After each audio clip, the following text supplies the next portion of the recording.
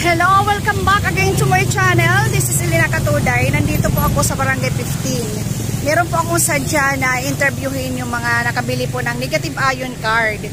Puntahan po natin sila at meron po akong instant na tanong kung anong nangyari po sa kanilang katawan, sa kanilang kalusugan mula nang gamitin ang negative ion card.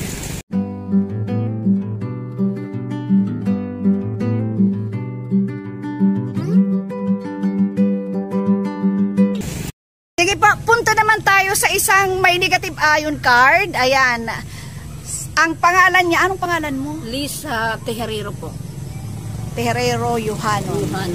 Ano ang imo inabatan na kumparahan una nga waray ka gagamit hanya na? Ata ginala ko nga bulit sa kita klawas.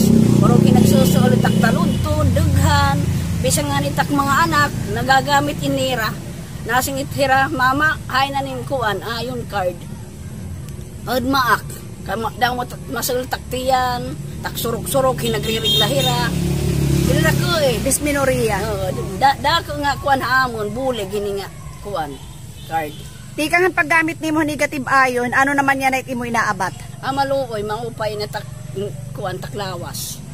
Kan una, may dani mo sakit nga iba, halbaliban. Ano ani mo sakit? Takuan, dughan, taluntun, siguro permi pagkikinom pipinamunak, pas may taklawas. Oo, laging mga misis ng tahanan talagang naglalabayan. Maraming mga labahan. Maram ka na mahit kuan damong anak. Ubos akon nila balay. Yan. Dako nga bulig ini nga ayon card.